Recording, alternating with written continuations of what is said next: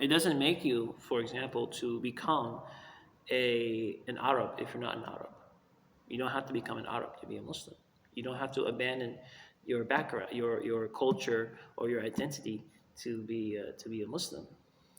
So it doesn't tell you you must eat certain food. It tells you don't eat pork. It tells you don't eat certain foods, but it doesn't force you to become something that you're not.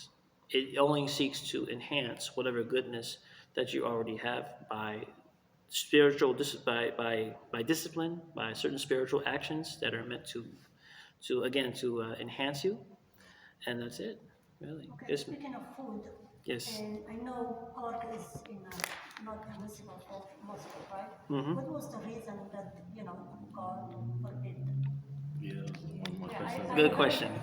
Some people, I don't know if it's just a rumor, but people say because it's a dirty animal. Mm-hmm. Yeah, I heard that too. Yeah. So the Bible uses this language about the pig being a dirty animal. It uses that phraseology. And there's a similar phraseology in the Qur'an. I admit there is a similar phraseology. But the Qur'an forbids pork in 3 places. And every time it forbids pork, it mentions pork. It mentions dead animals, meita, you find, they say, dead meat. Okay. Like you find some animal on the street. Blood. And that in which God's name has not been recited. So if there was an animal that was killed in the name of a false god, then a Muslim is not allowed to eat that, right? If it's Killed in the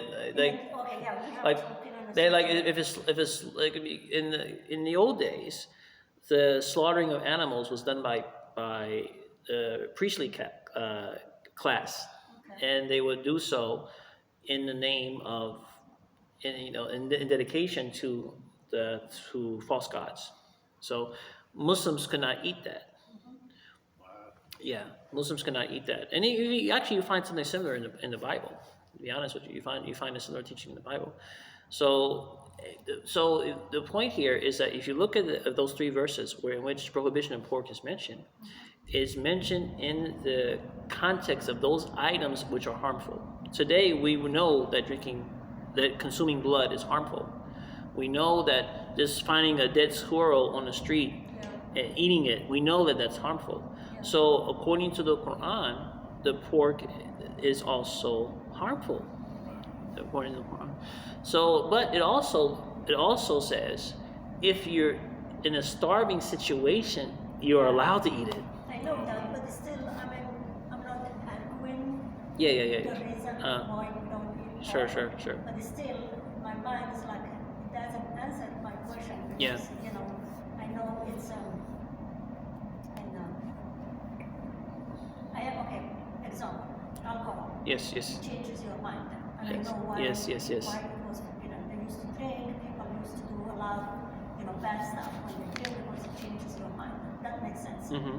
But the pork, which, it doesn't do that to your mind. That's a good point. And I understand people used to slaughter different, but it just, sometimes make me think, especially when people ask, like, why you don't eat pork, and I'm like, well, Yes. I'm Muslim, I don't eat. Yes. And then they ask why, and I'm like, should ask a little that question. Yes.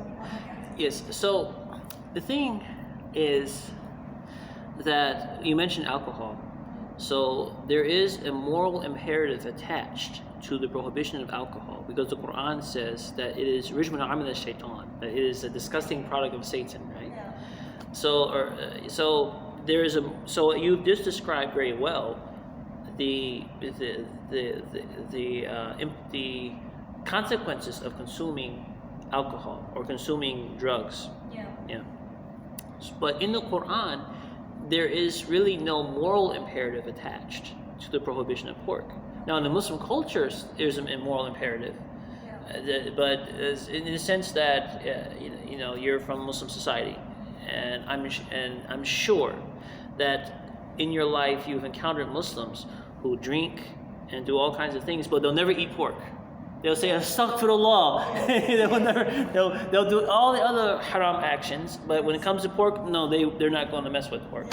So what I'm saying is that the Quran is very deliberate in how it speaks.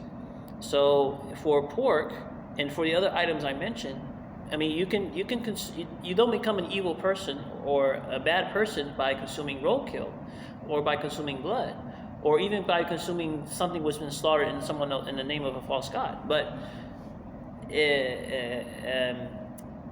you're told not to do it.